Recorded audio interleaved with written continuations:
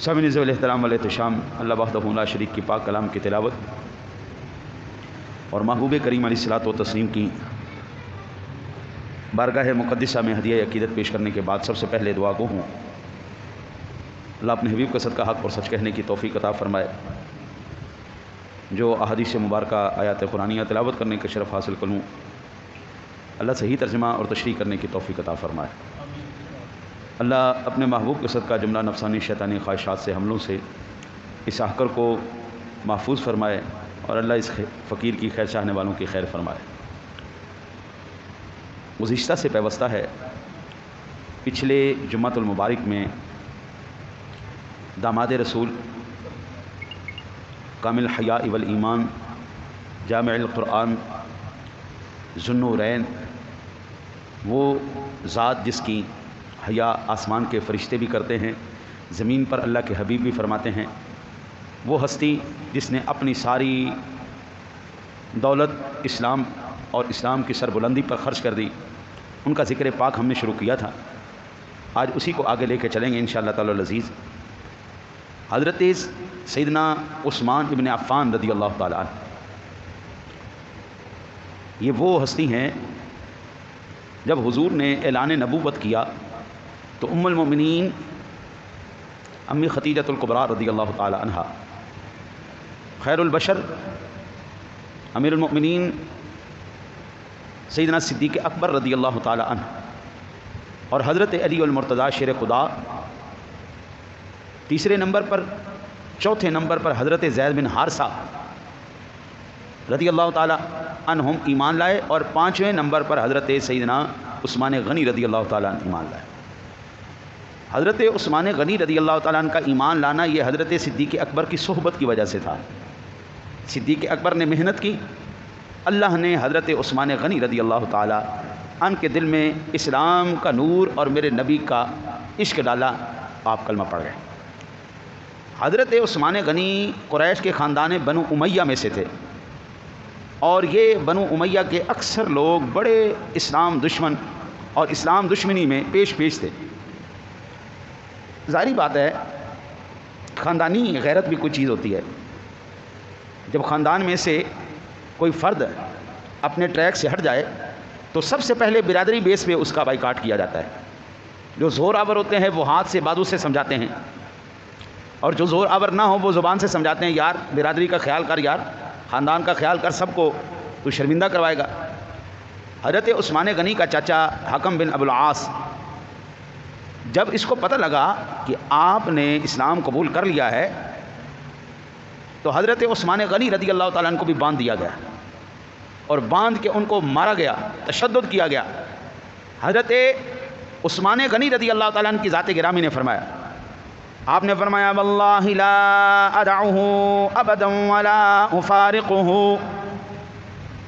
یہ تاریخ دمشق ابن عساکر باب عثمان ابن عفان کی 29ویں جلد ہے، صفحہ نمبر اس کا 26 ہے، وہاں پر یہ روایت موجود ہے۔ کہتے ہیں خدا کی قسم نہ میں انہیں حضور نبی اکرم صلی اللہ علیہ وسلم کو چھوڑوں گا اور نہ ان سے جدا ہوں گا۔ اور یہ کیسے ممکن ہے جو ایک مرتبہ میرا محبوب کا دیوانہ ہو جائے اور پھر حضور کا دامن چھوڑ جائے؟ ایسا نہیں ہو سکتا۔ سامعین ذوی الاحترام والاحتشام، حضرت میاں محمد بخش صاحب رحمۃ اللہ تعالیٰ علیہ فرماتے ہیں لکھ ہزار بہار حسن دی او یارا اندر خاک سمانی،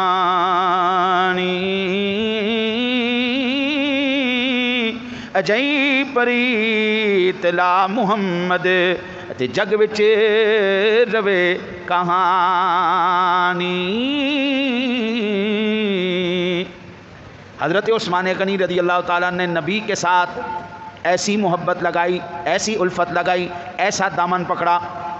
کائنات عالم کے اندر میرے نبی کے 1 لاکھ سے زیادہ صحابہ کرام ہیں، لیکن جو عثمان کا مقام ہے وہ کسی دوسرے کو حاصل نہیں ہو سکا۔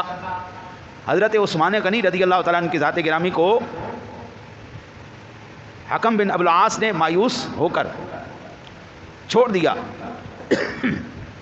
اور جب نبی کو پتہ چلا حضور کوئی بھی چیز ہے آزمائش اس کی ضرور ہے، یہ ممکن نہیں ہے کہ بغیر امتحان کے، بغیر آزمائش کے آپ کامیاب ہو جائیں، نہیں۔ آج ہمارے بچے بھی اگلی کلاس میں جانے سے پہلے امتحان دیتے ہیں، پھر یہ تو ایمان کا امتحان ہے، یہ تو عشق کا امتحان ہے، یہ کیسے ممکن ہے کہ یہ آپ بغیر امتحان کے ہی پاس کر جائیں؟ مسلمانی جو ہے، ایمان جو ہے وہ اتنا آسان نہیں ہے، قربانیاں دینی پڑیں گی، حلال آپ کے سامنے کم آئے گا، حرام آپ کے سامنے زیادہ آئے گا۔ ایمانداری کے راستے پہ چلنا آگ کے شعلوں کے اوپر چلنے کے برابر ہے، بے ایمانی کے اوپر، دھوکے کے اوپر، جھوٹ کے اوپر چلنا یہ انتہائی آسان کام ہو چکا ہے۔ آج تو بھائی جو جتنا لچا ہے وہ اتنا اونچا ہے، جتنا بے ایمان، جتنا فراڈیا، جتنا دھوکے باز، جتنا وہ سود خور ہوگا، حرام خور ہوگا، وہ اتنے اونچے ہوگا۔ آج تو منہ بول کے وہ بولی لگاتے ہیں، لاؤ جی ہم سے ووٹ لینا ہے تو اتنے پیسے دینے پڑیں گے، آؤ جی ہمارے سے کام کروانا ہے تو اتنے پیسے بھی دینے پڑیں گے۔ بھائی آزمائش تو یہ، جب حضرت عثمان غنی رضی اللہ تعالیٰ عنہ کی ذات گرامی نے آزمائش پوری کر لی تو اللہ کے حبیب نے ان کو اپنے سینے کے ساتھ لگایا۔ حضرت عثمان غنی کو معمولی ہستی نہیں تھے، یہ مکے کے بڑے تاجروں میں سے تھے۔ آپ نے، میں نے پچھلی مرتبہ عرض کیا تھا، 5 نبوی میں ہجرت حبشہ، پھر 13 نبوی میں ہجرت مدینہ، 2 ہجرتیں کی، ذوالہجرتین کہلاتے ہیں۔ حضرت عثمان غنی رضی اللہ تعالیٰ عنہ کی اگر میں اسلام میں خدمات دیکھوں، ہجرت مدینہ کے وقت جب عموماً پانی کنوؤں کے اندر بد ذائقہ تھا، مدینہ کی وادی عقیق میں بیر رما کا پانی نہایت صحت افزا اور میٹھا تھا۔ اس کنویں کا مالک ایک انصاری اس کنویں کا پانی فروخت کرتا تھا۔ میرے آقا نبی اکرم صلی اللہ علیہ وسلم نے فرمایا بعنیہا بعین فی الجنہ، حضور نے فرمایا ایسا کرو کہ یہ کنواں جنت کے ایک چشمے کے بدلے میرے ہاتھ فروخت کر دو۔ دنیا کہتی ہے اے جہان میٹھا اگلا کہیں ڈٹھا۔ بھائی اس جہان کے اندر ہر ایک بندہ نتیجے کو دیکھتا ہے، آخرت کی بات آپ بھول چکے ہیں۔ آخرت کیا چیز ہے؟ آخرت کے انعامات کیا ہیں؟ بابا وہ بالول دانا بیٹھا وقت اور وہ ریت کے نا جی گھر بنا رہا تھا، ہم بھی بچپن میں نا جی پاؤں رکھ کے نا جی اوپر ریت، اس کو تھپکی دے کے ہم گھر بناتے تھے۔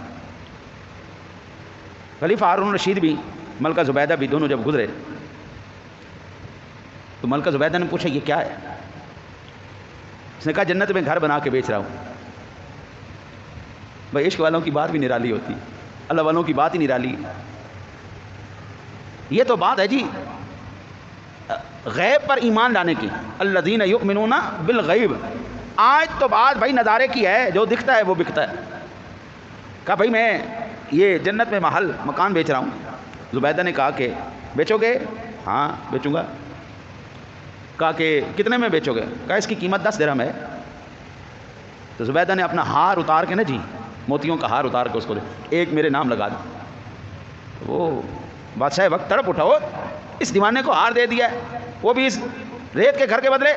کہا تمہیں نہیں پتا، تمہیں نہیں پتا، یہ بات میری اور اس کی ہے، تم رہنے دو۔ بادشاہ بیچارہ تڑپ اٹھا، یہ بات میری اور اس کے درمیان ہے۔ خیر خلیفہ صاحب رات کو سوئے، خواب میں دیکھا کہ جنت کے اندر ٹہل رہا ہے، ایک بڑے سے محل کے اوپر لکھا ہوا ہے زبیدہ خاتون۔ وہ گھر میں داخل ہونے لگا تو فرشتوں نے روک دیا، ٹھہر جاؤ بھی، ٹھہر جاؤ، ٹھہر، اندر نہیں جانا۔ کہا اس کے اوپر میری بیگم کا نام لکھا ہوا ہے۔ کہا حضور یہ دنیا میں اصول ہے، جو آپ کی بیگم کا ہے وہ آپ کا ہے، لیکن یہاں پہ نہیں، جو جس کا ہے وہ اسی کا ہے۔ اب تو بھائی حرام خوری کے اندر ہم چیمپئن ہیں پاکستانی۔ ہاں جی آپ اندازہ کریں کہ وہ سعودی حکومت نے ایک سکہ ڈال کے نا جی بوتل نکالنے کے لیے رکھی، قوم نے سکے کو بھی تار لگا کے بیچ میں نکالنا شروع کر دیا۔ بے ایمانی میں، حرام خوری میں، 2 نمبری میں ہم چیمپئن ہیں جی، کسی کا حق ہے ہوتا رہے، ہمیں کیا، ہم تو کھائیں گے۔ تو وہ اب بیچارہ اٹھا، اس نے کہا میں نے تو یہ ایویں ہی بات سمجھی تھی، یہ تو بات حقیقت نکلی ہے۔ جب آئے دوبارہ وہاں سے گزرے، اب پھر وہی بیٹھا گھر بنا رہا ہے۔ بالول بیچو گے؟ ہاں بیچوں گا۔ کتنے میں بیچو گے؟ کہا 1 لاکھ درہم لوں گا۔ کہ خیر ہے، کل 10 درہم کے اندر آج 1 لاکھ، ایک رات کے اندر ہی بلیک مارکیٹنگ۔ یعنی رمضان شریف سے پہلے نبو کے ریٹ تھے 40 روپے پاؤ، اور جب یا رمضان شریف آئے ایک رات کے اندر 160 روپے پاؤ ہو گئے، یعنی ایک رات میں بلیک مارکیٹنگ۔ کہا بھائی بات یہ ہے اس نے بن دیکھے لیا تھا، تو نے دیکھ کے لیا ہے، یہ سودے بن دیکھے کے ہیں، دیکھے کے سودے نہیں ہیں۔ جب حضور سرور دو عالم صلی اللہ علیہ وسلم نے فرمایا بعنیہا بعین فی الجنہ، یہ چشمے جنت کے چشمے کے بدلے اس کنویں کو میرے ساتھ فروخت کر دو، تو کہنے لگے یا رسول اللہ صلی اللہ علیہ وسلم میرے اہل و عیال کی معیشت کا سامان یہ ہے۔ وہاں پر موجود حضرت عثمان غنی رضی اللہ تعالیٰ عنہ بھی موجود تھے، وہ جانتے تھے میرے نبی کا جو بھی فرمان ہے برحق فرمان ہے، میرے نبی نے جو کہہ دیا پتھر پر لکیر ہے، میرے نبی کی زبان سے کبھی جھوٹ نہیں نکل سکتا۔ آپ نے عرض کیا یا رسول اللہ صلی اللہ علیہ وسلم اتجعل لی مثل الذی جعلتہ لہ عینا فی الجنۃ ان اشتریتها، عرض کی یا رسول اللہ صلی اللہ علیہ وسلم آپ نے اس انصاری کو جو آفر کروائی ہے، اگر کریم آقا جی میں اس کنویں کو خرید کر اسلام کے لیے وقف کر دوں، کیا یہ آفر میرے لیے بھی موجود ہے؟ حضور نے فرمایا جا عثمان، میں نے تیرے نام وہ جنت کا چشمہ لگا دیا۔ اس کنویں کے بدلے میرے نبی نے حضرت عثمان غنی کے نام جنت میں ایک چشمہ وقف کر دیا۔ اب پہلی بات ہو گئی، جنت میں ہر کوئی جب جائے گا تو جیسے ہوتا ہے نا جی، وہ اللہ کا مال کھائے گا، وہاں پر جنت میں عثمان غنی وہ واحد شخص ہوں گے جنہوں نے اپنا خرید کر جنت میں بھی حوض کوثر کا چشمہ پئیں گے۔ یہ عثمان غنی کا خاصہ ہوگا کہ وہاں پر بھی ہر ایک کو اللہ کے فضل سے ملے گا۔ یہ عثمان وہ ہے جس کو نبی نے اس کے نام پر جنت کا چشمہ وقف کر کے دیا ہے، وہاں پر عثمان غنی کا اپنا چشمہ ہوگا۔ جنت میں چشمہ کس کا ہوگا؟ جنتی شخص کا، جس کے اوپر جنت واجب ہو چکی ہوگی، جو جنت میں جائے گا۔ اب چشمہ ہو گیا عثمان غنی کا اپنا۔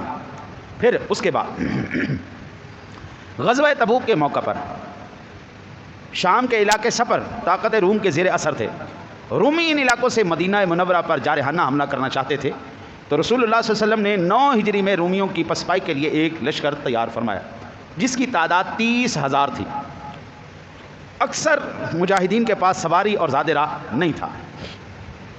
ادھر باغات کے پھل پکنے کے قریب تھے، بڑی تنگ دستی کا وقت تھا، سپر طاقت روم کے ساتھ مقابلہ تھا۔ میرے آقا نبی اکرم صلی اللہ علیہ وسلم کی ذاتی گرامی نے اس وقت فرمایا، میرے آقا نے فرمایا من جہز جیش العسرۃ فلہ الجنہ، جو جیش عسرہ تنگی کے زمانے کے لشکر کی تیاری کرائے گا تو اس کے لیے جنت ہے۔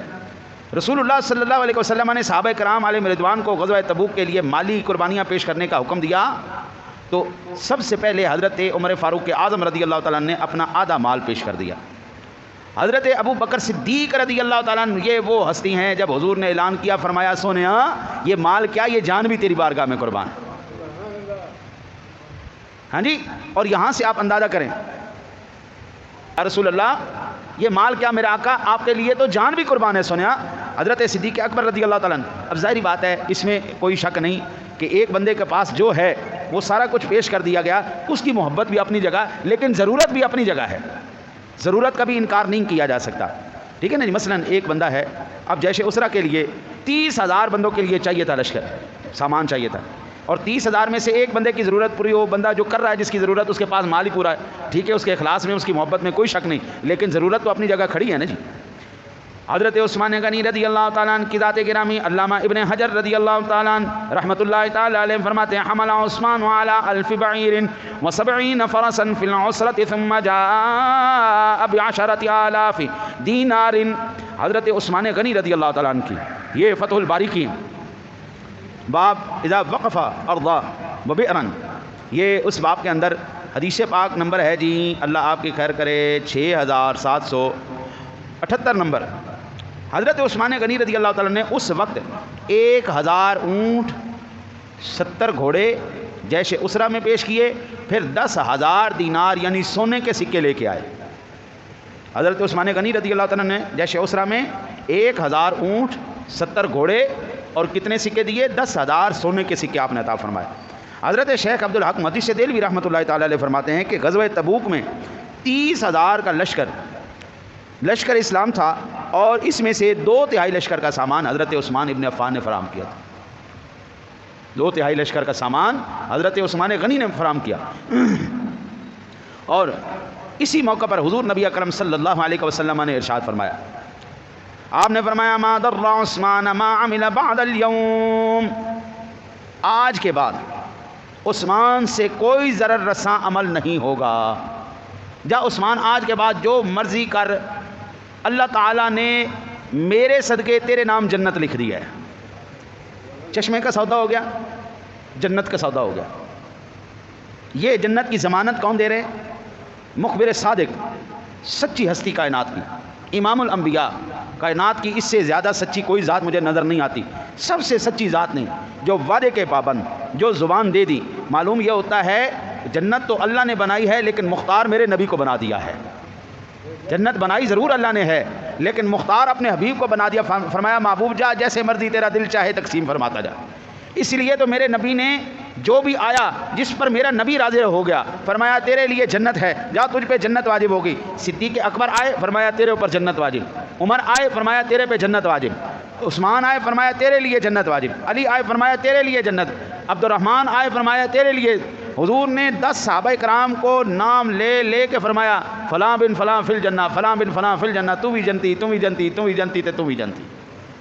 اللہ اپنے محبوب کی زبان کے صدقے اور ان عظیم جنتیوں کے صدقے جو والسابقون الاولون من المہاجرین کی لسٹ میں آ رہے ہیں, سابقون الاولون بھی ہیں 5ویں نمبر پر. ہاں جی, حضرت عثمان غنی اور سابقون الاولون پہلے مسلمان.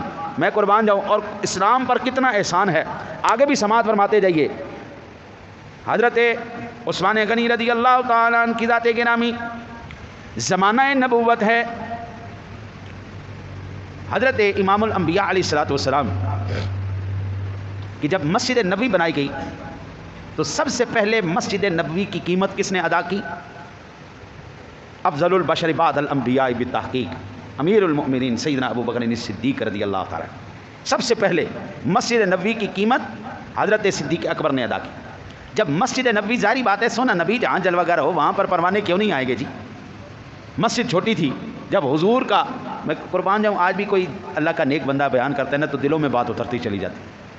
اگرچہ لوچ نہیں ہے, سادہ باتیں ہوتی ہیں لیکن بات دل میں اتر جاتی ہے. اور میرے نبی سے زیادہ پھر اثر والی بات کس کی ہوگی؟ میرے نبی سے زیادہ تو کسی کی کائنات میں اثر والی بات نہیں ہے نا جی. پھر تو ہوائیں فضائیں بھی ٹھہر کر سنتی ہیں سونے نبی کیا فرما رہے ہیں. اب سونے نبی کا فرمان کیا ہے؟ کریم آقا جی علی نبینا علیہ الصلوۃ والسلام کے دیوانے دن بدن بڑھتے گئے, مسجد نبی کی جگہ تنگ ہوتی چلی گئی. میرے کریم نے ارشاد فرمایا من یشتری بقعۃ آل فلان یزیدها فیزیدها فی المسجد بخیر له منها فی الجنہ. کون ہے جی جو فلاں کی زمین خرید کر مسجد میں اضافہ کرے گا, جنت میں اس سے بہتر زمین کے بدلے میں اسے ضمانت دیتا ہوں. حضرت عثمان غنی رضی اللہ تعالیٰ نے اس زمین کو 20 یا 25 ہزار کے بدلے, دیناروں کے بدلے خرید کر آپ نے بارگاہ رسالت میں پیش کی. فرمایا میرے کریم آقا جی نے اجعل لہ فی مسجدنا واجرہ لک. میرے کریم آقا جی نے فرمایا, سنن نسائی شریف کے اندر موجود ہے, فرمایا اس کو ہماری مسجد میں شامل کر دو اور اس کا ثواب تمہارے لیے ہے. آج بھی محراب عثمانی اور مواجہ شریف کی اور کئی دیگر مقامات عثمان غنی رضی اللہ تعالیٰ عنہ کی توسیع, وہ حصہ جہاں پر آج محراب عثمانی موجود ہے یہ بھی حضرت عثمان غنی کی ملکیت, آپ نے خرید کے وقت فرمایا ہوا ہے. اور جہاں پر کریم آقا جی علیہ الصلوۃ والسلام کا روضہ انور ہے, ہاں جی, وہ حصہ بھی عثمان غنی کے پیسوں سے آیا ہوا ہے. میں قربان جاؤں یار, حضور نبی اکرم صلی اللہ علیہ وسلم نے کیا فرمایا, تو سودا کر بھی میرے ساتھ جنت کا, جتنا تو اس مسجد نبوی کے لیے زمین کا ٹکڑا لے کے دے گا اس سے زیادہ بہتر میں تجھے جنت میں دوں گا. چشمہ بھی خرید لیا, محل بھی خرید لیا, جنت کی ضمانت بھی لے لی, جنت کی زمین بھی خرید لی. میں کہتا ہوں جی حضرت صاحب, آج لاہور کے اندر نا جی آپ ڈیفنس کی بات نہ کریں, آپ بحریہ ٹاؤن کی بات نہ کریں, ہاں جی, آپ بڑے علاقوں کی بات نہ کریں, اپنے علاقے کی بات کریں. یہاں پر 5 مرلے کا گھر آپ کو کتنے میں ملے گا؟ کروڑوں روپے میں. 5 مرلے کا گھر تو بڑی بات ہے, 2 مرلے کا 3 مرلے کا گھر 60 لاکھ 70 لاکھ 80 لاکھ روپے کا مل رہا ہے. ٹھیک ہے جی, یہ مکان ایسے ہیں یہ تو چھن بھی سکتے ہیں, یہاں پر کوئی آفت بھی آ سکتی ہے, بلا بھی آ سکتی ہے, ملکیت ختم بھی ہو سکتی ہے, کوئی چھین بھی سکتا ہے. لیکن خدا کی قسم یہ بتاؤ, 1 انچ بھی جنت کا ٹکڑا اس پوری دنیا کی زمین کے برابر ہو سکتا ہے؟ 1 انچ بھی اگر اللہ تمہیں جنت میں دے دے نا, میں کہتا ہوں خدا کی قسم دنیا مافیا کی دولت ایک طرف, وہ جنت کی 1 انچ کی زمین اپنی طرف, وہ جنت کی ملکیت کی کیا ہی بات ہے. حضرت عثمان غنی رضی اللہ تعالیٰ عنہ ان ہستیوں میں سے, ٹھیک ہے نا جی.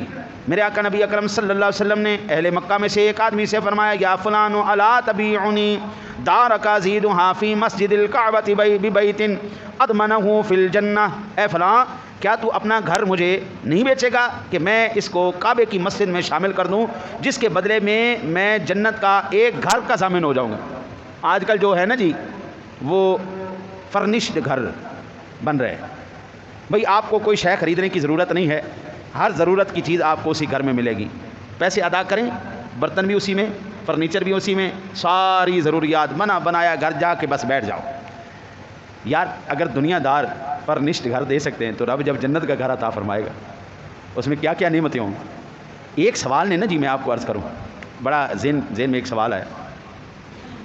ایک بچے کا سوال ہے نا, بچوں کے سوال بھی بعض مرتبہ بڑے کمال کے سوال ہوتے ہیں. سوال کرنا بھی جو ہے نا ایک فن ہے. بعض مرتبہ بچوں کے سوال انسان کو کسی الگ دنیا میں پہنچا دیتے. ایک بچے نے سوال کیا, مفتی صاحب یہ بتائیں یہاں پر ہم انٹرنیٹ استعمال کرتے ہیں, کیا جنت میں انٹرنیٹ ہوگا؟ جنت میں انٹرنیٹ ہوگا؟ ہم نے اپنے بزرگوں سے یہ سنا ہے, یہ سوال ہے نا جی, ہم نے بزرگوں سے یہ سنا ہے کہ کل قیامت کے دن جو جنتی ہوں گے نا جی, جنتی شخص جو بھی جس بھی چیز کی تمنا کرے گا وہ چیز اس بندے کے سامنے آ جائے گی. آج سے 60 سال پہلے 70 سال پہلے کھانے کی بڑی کمی تھی, کھانا یہ چیزیں اناج اس چیز کی بڑی اہمیت تھی. تو ہمارے بزرگ کیا جواب دیا کرتے تھے یا بیان کرتے ہوئے کہتے تھے کہ اگر وہاں پر تمہارا بٹیرا کھانے کو دل کیا کرے گا نا جی, کوئی چیز کھانے کو دل کرے گا تو وہ پک کے تمہارے سامنے آ جائے گی.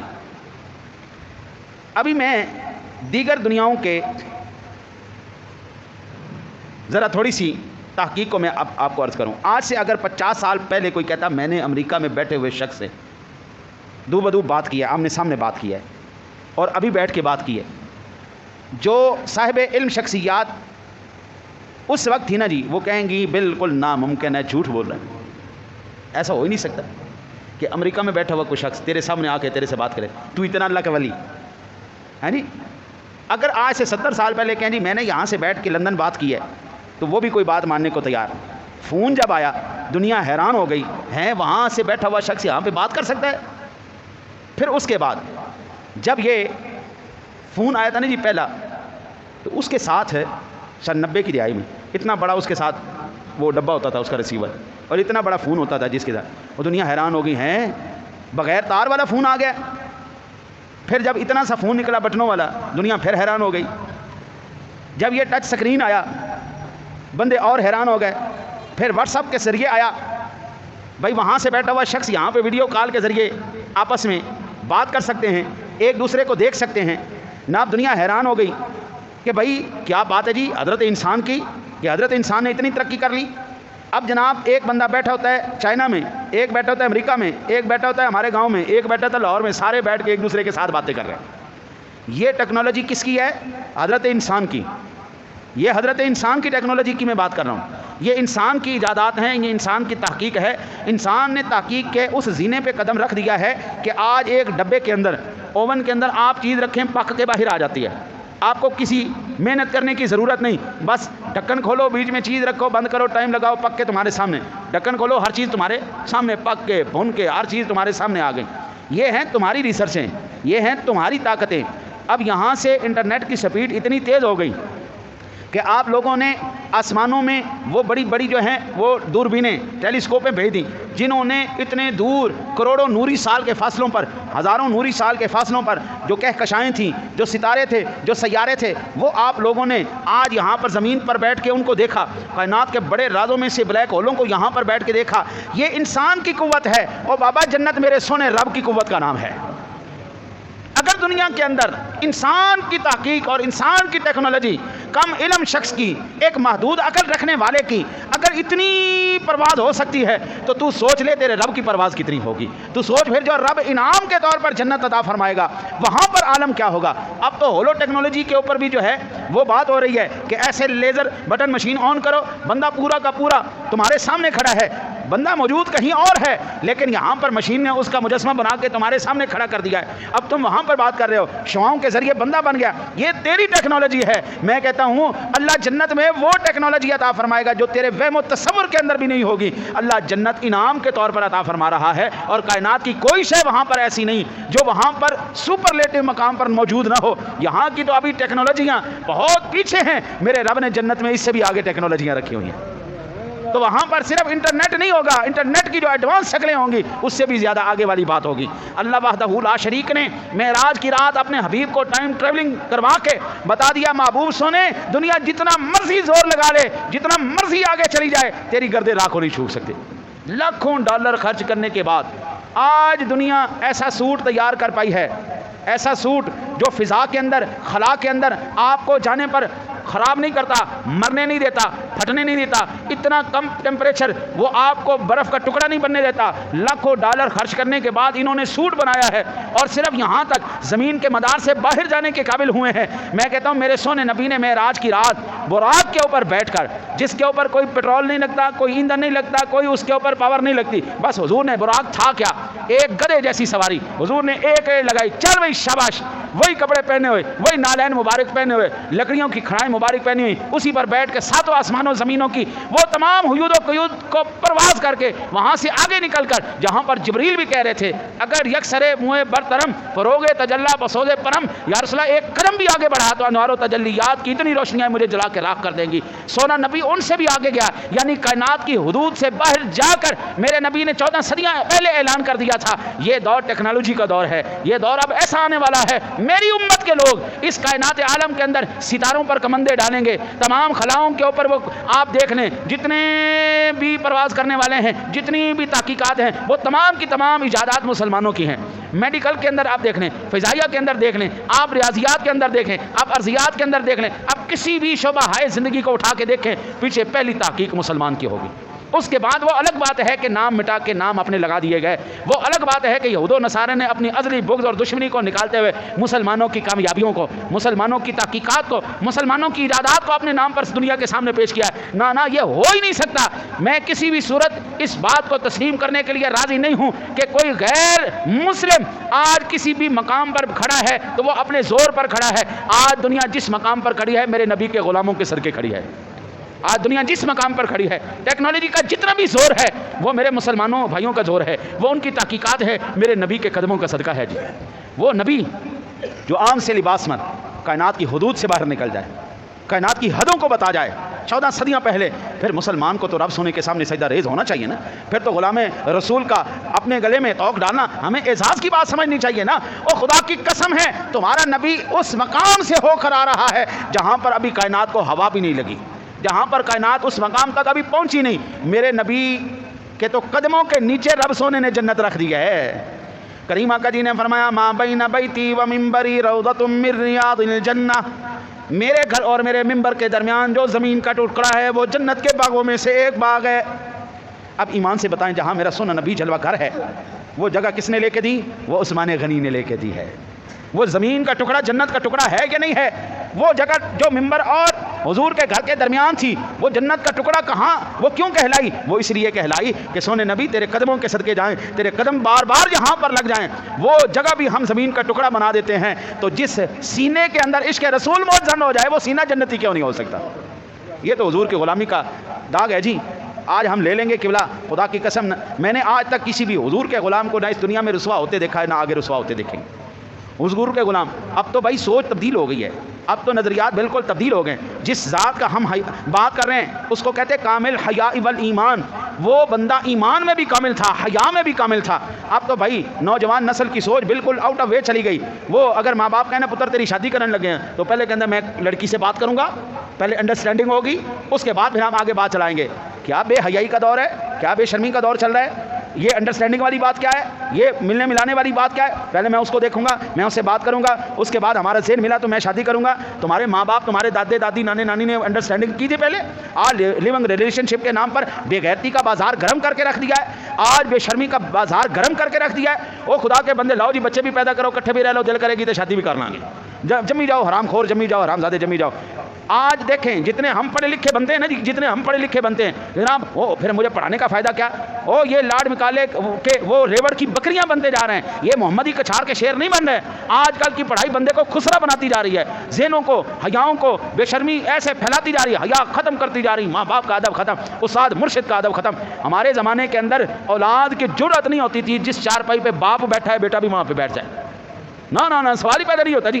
باپ جس چارپائی پہ بیٹھا ہے بچہ نیچے بیٹھے گا۔ آج تو کہتے نہیں بالکل برابر ہونا چاہیے، حقوق برابر ہونے چاہیے۔ اور بندہ خدا جب رب سونے نے ایک فرق رکھا ہے تو کون ہوتا ہے مٹانے والا؟ میرے رب کریم کا پاک قرآن کہتا ہے اے ایمان والے، اے مرد، اے بندہ مومن، جب زمین پر چلا کر نگاہوں کو نیچے رکھا کر، آج کہتے ہیں جی خوب اٹھا کے دیکھو، چیک کرو۔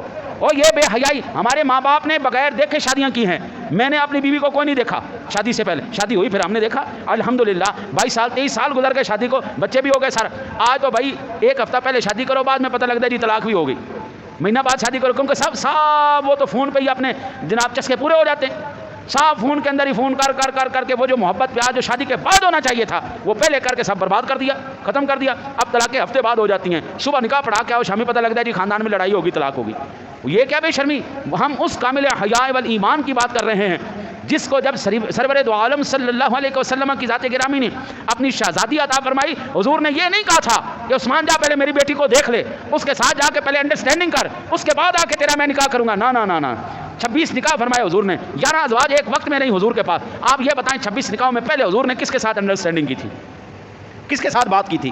اور بابا پہلے جو حیا تھی، شرم تھی، وقار تھا، اس نے ہمارے معاشرے کو اچھا کر کے رکھا ہوا تھا۔ ماں باپ کا احترام تھا، ادب احترام، بڑوں بزرگوں کا احترام تھا۔ آج تو تعلیم بھی تجارت بن گئی، آج سب سے منافع بخش کاروبار، ایک سکول کھول لو، کالج کھول لو، بیٹھ کے ساری زندگی کھاندے جاؤ۔ آج بھی میرے نبی کا دین بغیر کسی منافع کے لوگوں کے خیراتوں پہ چل رہا ہے، لیکن خدا کی قسم وہاں سے ایسے ایسے ہیرے اور ایسے ایسے موتی نکل کے باہر آ رہے ہیں جو دنیا کو تسخیر کرتے چلے جا رہے ہیں۔ پوری دنیا کے ہر ملک ہر شہر کے اندر میرے سونے نبی کا نظام جا رہا ہے، اور انشاءاللہ تعالی العزیز یہ مسلمان کو جس دن سمجھ آ گئی کہ تیرے دین کا نام ہی حیا ہے، تیرے دین کا نام ہی شرم ہے، جس وقت اس کو عشق رسول کا چسکا لگ گیا نا، جس وقت اس کو کردار مومن پتہ چل گیا اور پتہ چلا ایمان والوں نے کس طرح مقام اور عزتیں حاصل کی ہیں جو صدیوں کے فاصلے پر بھی ان کے نام کو زندہ رکھے ہوئے ہیں، پھر آپ دیکھیں گے انشاءاللہ تعالی العزیز اس دنیا کے اندر صرف میرے نبی کی شریعت کا جھنڈا لہرائے گا انشاءاللہ تعالی العزیز۔ آج اللہ جانے کون سی آزادی عورت ہماری چاہتی ہے، آج اللہ جانے کون سی ترقی کے نام پر وہ باہر نکلنا چاہتی ہے۔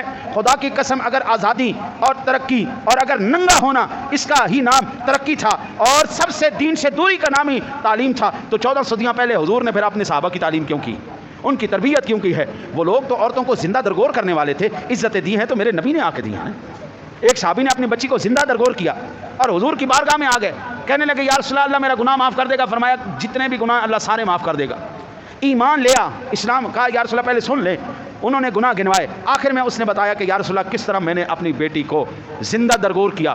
اور وہ واقعہ جب بھی بیان کرتا ہوں حضرت صاحب میرے اپنے وہ نہیں وجود، میرا اپنا وجود قابو میں نہیں رہتا، میرے سے خود برداشت نہیں ہوتا کہ وہ کیفیت کیسی تھی جب وہ اپنی بیٹی کو دفنانے کا واقعہ بیان کر رہا ہے اور سرور کائنات کے ایسے چھم چھم آنسو برس رہے ہیں، سرور کائنات کی آنکھوں سے ایسے برس رہے ہیں۔ اور عزتیں بیٹیوں کو دی ہیں تو میرے مصطفیٰ نے دی ہیں نا جی، فرمایا جو 3 بیٹیوں کی پرورش کر کے ان کی شادی کرے وہ اس طرح میرے ساتھ جنت ہوگا۔ پھر وہ بولا یا رسول اللہ اگر کسی کے پاس 3 نہ ہوں، فرمایا جس کے پاس 2 بھی ہوں گی وہ بھی میرے ساتھ اس طرح ہوگا۔ عرض کی یا رسول اللہ جس کی 2 نہ ہوں 1 ہوگی، فرمایا وہ بھی میرے ساتھ جنت میں ہوگا۔ یہ عزتیں تو میرے مصطفیٰ نے دی ہیں یار، کون سی ترقی چاہتی، کون سی عزتیں؟ جنت جیسی چیز، جنت جیسا انعام جو اللہ کہتا ہے ان اللہ اشترى من المؤمنین انفسهم واموالهم بان لهم الجنہ، جان بھی تیری لوں گا، مال بھی تیرا لوں گا، آزمائش بھی تیرے لوں گا، جب ہر ایک میں پورا ہوگا پھر تجھے جنت عطا کروں گا۔ وہ تو ماں کے قدموں میں رکھ دیے، اس سے بڑا انعام کیا چاہتے ہیں؟ ماں اس سے زیادہ کیا عزت چاہتی ہے؟ عورت اس سے زیادہ کیا عزت چاہتی ہے؟ جب بھی کوئی دیکھتا ہے اپنی بیٹی کو، اس کی ایک عزت ہے، اس کا ایک نفس ہے۔ ہم جانور تو نہیں ہے نا جی جو ہمارے لیے وہ ایک خواہش نفس پورا کرنے کا آلہ ہے، نہیں، بیٹی ہے تو بیٹی ہے۔ بیٹی کی عزت کس طرح ہمارے معاشرے میں کی جاتی ہے؟ جب تک زندہ ہے اس کا محافظ بن کے رہتا ہے، 80 سال کا بھی بوڑھا ہوگا، اس کی بیٹی کو جب دیکھا جائے گا تو وہ فوراً غیرت کے اندر آ کے کھڑا ہو جائے گا، خبردار ہے میری بیٹی ہے، میری بہن ہے، میری ماں ہے، میری بیوی ہے، خبردار ہے یہ کوئی نفس خواہش نفس پورا کرنے کا آلہ نہیں، یہ کوئی جانور نہیں۔ اس سے زیادہ اور کیا چاہتی ہے؟ اور باپ جب تک اس کے گھر میں ہے اس کا محافظ ہے، جب شادی بھی کر دے تو باپ پھر بھی وارے وارے قربان جاتا ہے، کہتے جی میں نے ان گڈی چاہیے جی، میں نے ان کار چاہیے، پیو پھر بھی لے کے دینا۔ باپ تو پھر بھی سوا ہو کے جا رہے ہیں۔ بھائی یہ اسلامی تعلیمات ہے، یہ اسلامی معاشرہ ہے، یہ اسلامی حیا کی بات کی جا رہی ہے، یہ اسلامی نظام کی بات کی جا رہی ہے۔ جس دن میرے مسلمان بھائیوں کو خدا کی قسم یہ بات سمجھ میں آ گئی، اس کائنات عالم میں صرف پھر شریعت محمدی کا جھنڈا ہی لہرائے گا، پھر دوسرا کوئی نظام کامیاب نہیں ہو سکتا۔ اللہ سے دعا ہے اللہ آپ کو مجھے عمل کی توفیق عطا فرمائے۔